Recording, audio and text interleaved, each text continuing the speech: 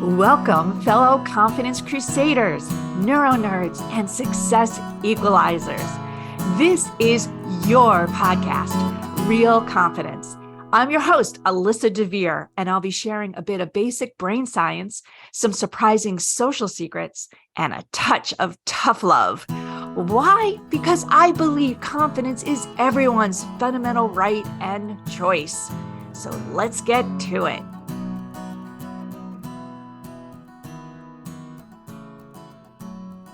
I've written myself, but there's almost everyone who's into self-help or psychology knows that self-awareness is really the key, not a key, but the key to improving who you are and becoming what you want to be. But I'm going to say that self-awareness is really misunderstood. In fact, I think it really is overrated. And here's why. How many assessments have you taken? I run into people all the time that tell me they're assessment junkies. They love learning about themselves. They'll take anything to get some kind of an assessment score, an analysis of their personality. And I'm guilty of this myself, not just as a user, but I put enough assessments out. By the way, we do have a free one on the American Confidence Institute site that's really good. But unlike all the other assessments, our self-check doesn't put you into a box, because once you're in that box, you then are, given the freedom to use it as an excuse. I'm an LMNKOPTYZ, and therefore I can't do that, or that's why I reacted as such, or that's just who I am. So the assessment result becomes not so much self-awareness as an aha, but it becomes a boundary. And in many cases, you'll see in these assessments, they'll also tell you what other people are, how to interact. But I'm going to put my money on the fact that most of us don't remember any of the details of that. Instead, we just focus on who we are, and subsequently, what we can deflect is not our responsibility, not our choice. So I'm not a big fan of traditional assessments. And again, on the ACI site, we have something called the self-check that is more of a coaching tool, if you will, that looks and says, based on the way you would answer things at this moment, here's some ideas on why and how to maybe change that if you're not happy with your reaction. And again, take the test, or in this case, the self-check in a couple of weeks, and you might find something different. So assessments, are they terrible? They're not terrible by any means. They certainly give people some insight and make them think. And I think no more different than if you want to read your horoscope or go to your local Chinese restaurant and grab the zodiac signs from there and read what year you fall into. There are some good nuggets of, yeah, I never thought of it that way. Or no, that's not really me. And that's all good. I think that's all part of the self-awareness activity. If you work in a corporate environment, you might even have had or participated in someone else's 360 performance review.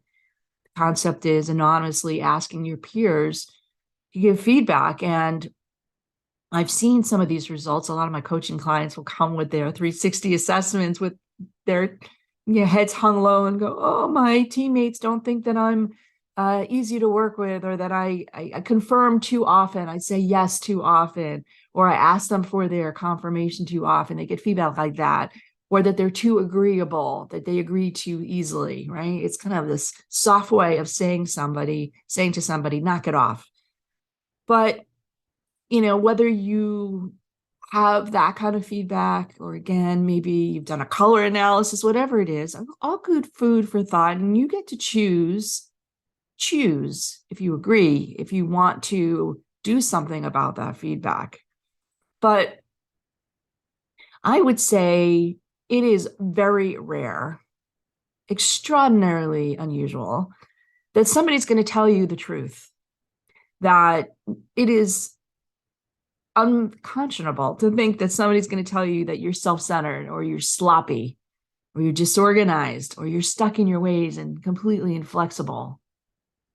And I say that, of course, maybe with a partner that you have lived with for a while, or best buddy, or somebody that you know that either is going to be receptive to that and or you really are angry. It's very rare that we would tell each other those kinds of things in a loving, productive way.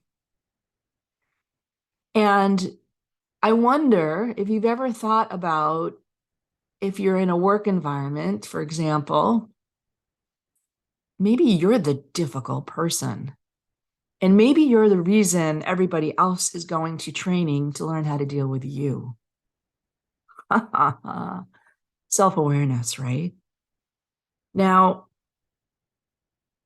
if we did tell everyone else that they're difficult, that they're making our lives horrible or challenging, or we just run the opposite way when we see them, wouldn't it be easier? Wouldn't it be cheaper to deal with? We wouldn't all have to go to that training, or maybe group psychology or coaching or whatever it is. It'd be certainly less destructive in the bigger picture.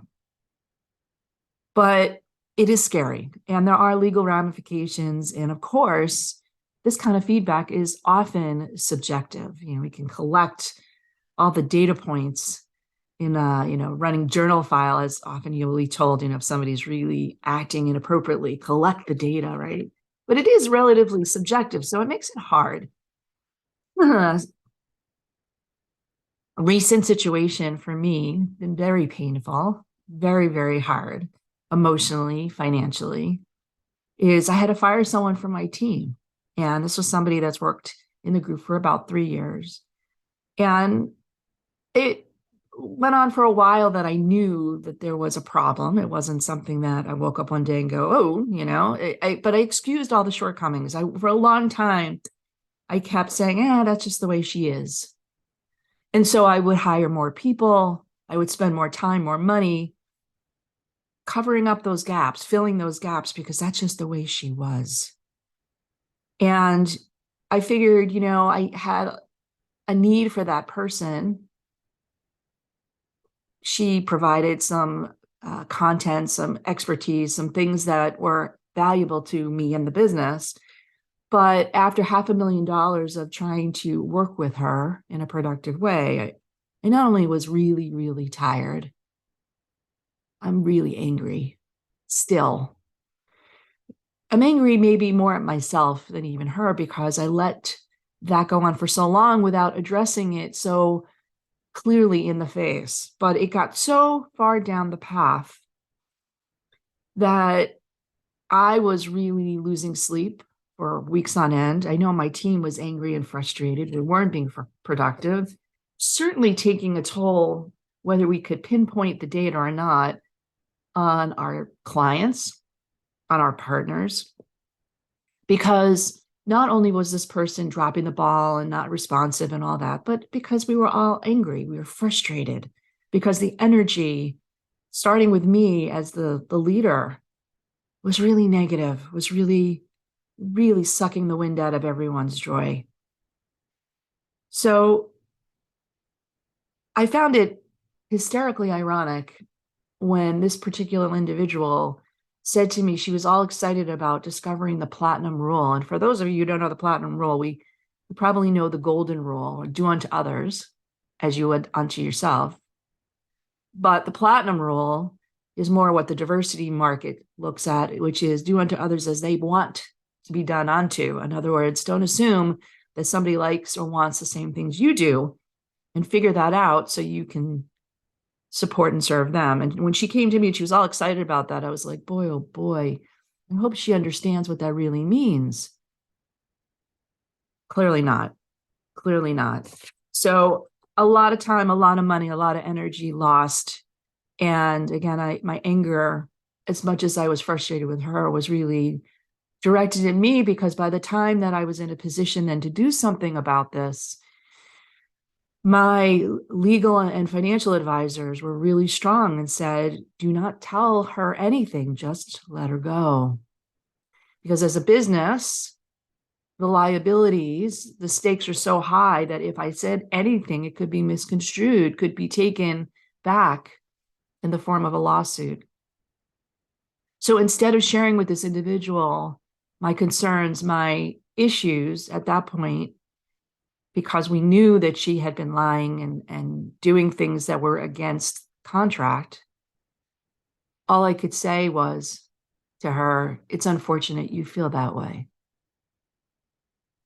And she'll never know. She'll never really understand, maybe if she listens to this podcast, but that feedback, that self-awareness of what she was doing and how she was showing up and behaving, she'll never get because of the way that our constructs, the way our legal systems work. And who knows, did I learn? Did my team learn? For sure. So not total waste of time, but kind of a bummer. It's kind of a bummer, but it just points to the fact that being self-aware, you can take all the assessments in the world, may not tell you that when you lie and you think you're getting away with it, other people can tell and it can really destroy relationships. It may not tell you that when you drop the ball or you make excuses or you don't respond quickly enough, that others around you suffer and think less of you, but also it hurts their job and makes them frustrated and angry. There's probably no assessment that's going to tell you that your BS, the way that you approach people, your insincerity, your non-genuineness, inauthenticity shows up every time that your face is on Zoom. So I think that, again, it's a hard situation, that self-awareness is overrated. We think that we know ourselves, but we really don't. And maybe we don't want to. Recently, I had a situation in my family, and I'm not going to name names, but one of my family members did something and it really inconvenienced, saddened another family member. So I let that first family member know. I said, you know what, you did this, and subsequently, this is how it affected this other person. And boy, oh boy, that family member started yelling at me. It went on for days. She didn't want to talk to me. Very angry. And I finally said, well, if you don't want to know these things in the future, I won't tell you. But for me, I thought it was important that you knew that. And I'm not sure it's going to make a difference either there, to be honest with you. And the ramification to me of being yelled at and have somebody direct their own anger and frustration back to me, I question right now. Here I am, the confidence champion. And it's not even a matter of deteriorating my confidence. I knew it was the right thing to do. I knew and made that choice to let that person know. But the ramification, the getting all that flack, I don't know if it's really worth it. I kind of go back and say to myself, did it change anyone? No. Did I have to suffer for no reason? Perhaps. So next time, am I going to be as open and eager to give that person feedback to help them be more self-aware? Absolutely not. Sorry to say. So 2 examples, one legal, one just emotional, personal, of why we don't give that kind of real feedback to one another, why we may walk around with our heads up something in the sand, not really realizing how we're showing up in the world and what our impact is, positive and negative. Do we get a lot of positive feedback? Sure. You're smart. You're awesome. Here's an award. Here's a raise. And so if we're lucky, they may tell us why specifically. You do this really well. You're a really good collaborator, or you're really good at X, and this is why we want to reward it. Maybe we're lucky we get that kind of feedback. But do we ever really get the feedback of the kind of person that we are in ways that really is impacting other people? Probably not. Now, you might be sitting there going, well, you know what? I don't care. You don't care about how you impact other people. Maybe that's true for you, maybe it's not, but the reality is you should care, not because you should be compassionate. Yes, that's a wonderful virtue. But the truth is, when you understand how other people respond to you, you can not only get better behavior from them, but you're going to get what you want more easily, whether you're a manager, a parent, a friend. And I'm not talking about manipulation. I'm talking about if I put out positive energy, more than likely it's going to come back positive. I put out negative energy, it's going to come back negative. And making those kinds of choices, ways that you want to say that people actually want your advice or want to be around you, want you on the team because of the way that you show up and the way that you impact them. That's really the goal of self-awareness that I'm talking about. Yeah, sure, it's nice to know how you think or learn, get that assessment. That's great. But if you really want to be confident and know how you control your own world, how you get out there and make the lane that you want to be in, we got to get a little deeper. So I'm going to give a little love, as always, to a sponsor. And when we come back, I'm going to give you some specific ways that you can not only be more self-aware, but really have control of how you show up in the universe. We'll be right back. This podcast was sponsored by the American Confidence Institute.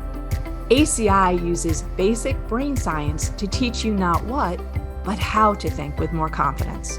ACI is endorsed by top universities and business experts, and it is accredited by the Society for Human Resource Management and the International Coaching Federation. Learn more about ACI's uniquely empowering keynotes, workshops, online training, and coaching certification at www.americanconfidenceinstitute.com. Thank you for sticking around to get my answers to you. All right, self-awareness. How do we do it? How do we become more aware of who we are, what we're doing, and the impact we're having on the world so that we can be the person that we want to be, so that we can respect our values, our needs, our wants, so that we can make confident choices about how we want to act, react, and interact with everyone around us. I'm going to give you four things. The first is try and make every conversation 50-50. What I mean by that is don't do all the talking. Ask questions, particularly if somebody's a little introverted or shy. Ask questions that you can get information about them, about who they are, what they care about, what they think about. Make every conversation a give and take. I am sure you have friends that only talk about themselves. I'm so vigilant about this when I go to a party and see somebody that I know or maybe don't know well. And it's always I. That's all they talk about. I'll ask them questions. They never ask me questions. So be vigilant about that. Try and make yourself one of those people who is not the I in the room, but rather that is on equal par with other people, getting information, understanding who they are, understanding how you can interact better with them from that data. Number one. 2, actively listen. Actively listen.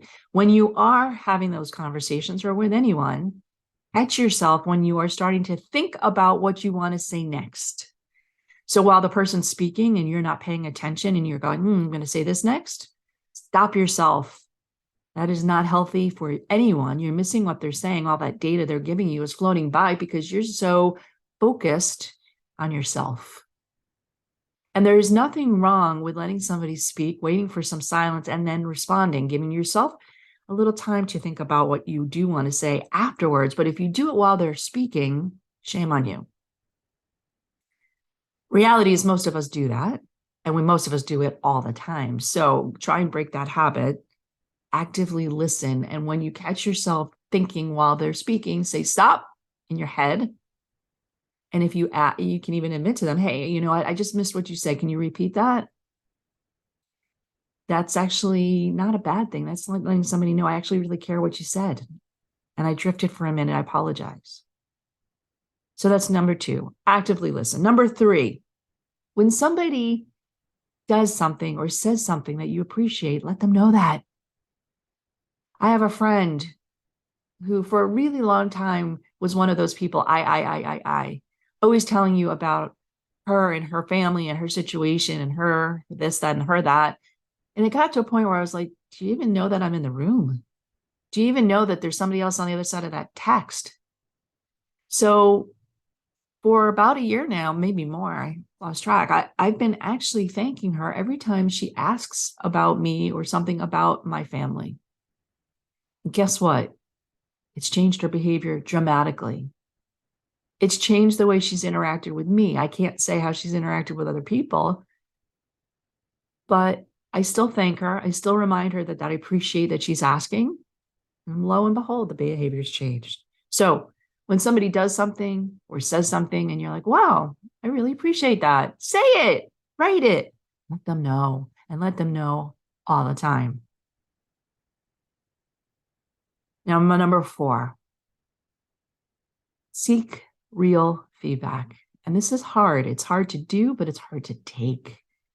If you ask somebody, tell me my greatest strengths, that's going to be wonderful and easy. But asking somebody, what are my greatest weaknesses? Oof, that's hard.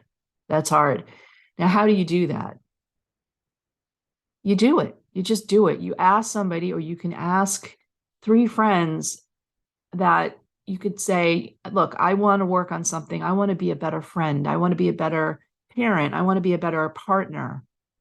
Tell me something that I can work on and improve. Now, again, it's hard. It takes a lot of balls. It takes confidence.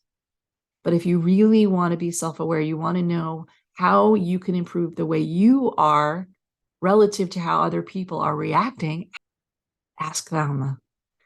And again, this is not about being compassionate so that other people love you more, or that you are a good person because you're going to make somebody else the showcase. This is about being the kind of person and understanding who you are and how you show up and having control over that.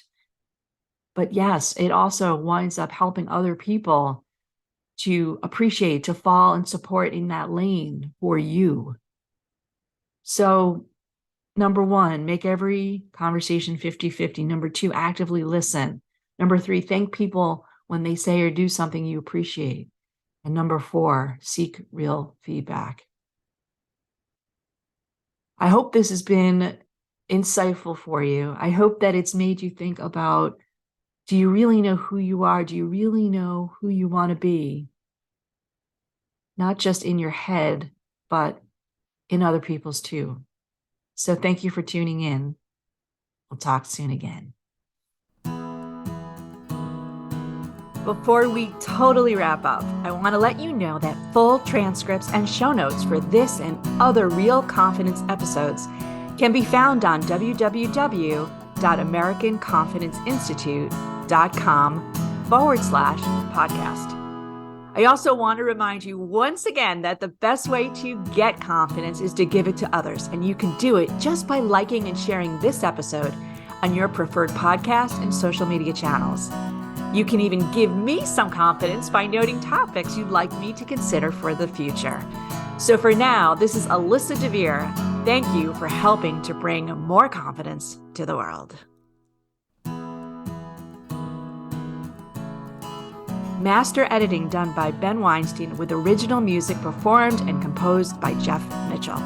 Real Confidence is a production of American Confidence Institute. All rights reserved.